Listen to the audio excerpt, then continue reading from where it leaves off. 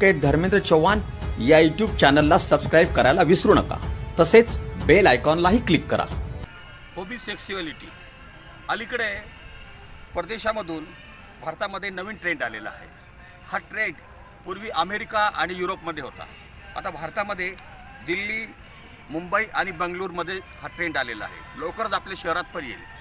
Hobby sexuality काय आहे? हा ट्रेंड आहे तरुण तरुणीमध्ये जी अविवाहित असतात, कधी कधी विवाहित असतात।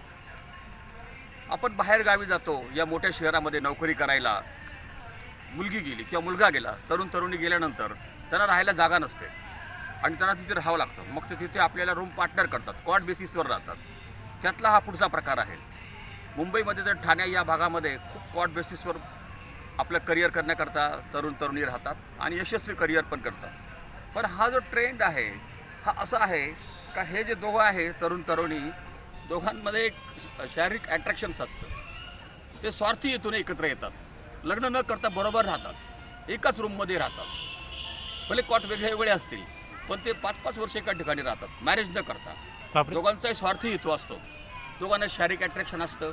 फक्त मॅरेज करायचं नसतं कदाचित, कारण दोघांचं करिअर वेगळं असतं, पण स्वभाव जुळलेले असतात। बऱ्याच वेळा याचं असं अनेक वर्ष बरोबर राहिल्यानंतर मॅरेज बी होऊ शकतं दोघांना पटलं तर, पण मॅरेज न करता देखील असे एकत्र राहतात आणि हा ट्रेंड आता वाढलेला आहे। या ट्रेंडमध्ये बऱ्याच फायदा असा असतो की जे रूमचं भाडं असतं, खोलीचं भाडं, ते दोघं कॉन्ट्रीब्यूट करून देतात, दोघांनाही ते परवडतं। त्यानंतर जे इतर जबाबदाऱ्या असतात, लाईट बिल असो, खाण्यापिण्याचा खर्च असतो, हे सगळं दोघं इक्वली करतात। नवरा बायकोसारखे बरोबर राहतात, पण फक्त दोघांमध्ये कदाचित सेक्स रिलेशन्स येऊ देत नाही आणि लग्न करेपर्यंत तसेच राहतात। पुन्हा वाटलं लग्न करतं, लग्न करून टाकतात। हा प्रकार वाढलेला आहे आणि आता आपल्या शहरापर्यंत येणार आहे। मुलगा असो, तरुण असो या तरुणी असो, दोघं एकत्र राहतात, वर्षानुवर्ष राहतात, दोघं व्यवसाय करतात, त्या रूमचं जे भाडं आहे कॉट बेसिसवर ते कॉन्ट्रीब्यूट करतात, स्वयंपाक करतात, एकत्र खातात, हॅप्पी लाईफ जगतात। आपण विचार करा, आपल्याला अशी बाहेर जायची वेळ आली आणि असं राहायचा प्रसंग आला तर हा प्रकार आपण अवलंबावा।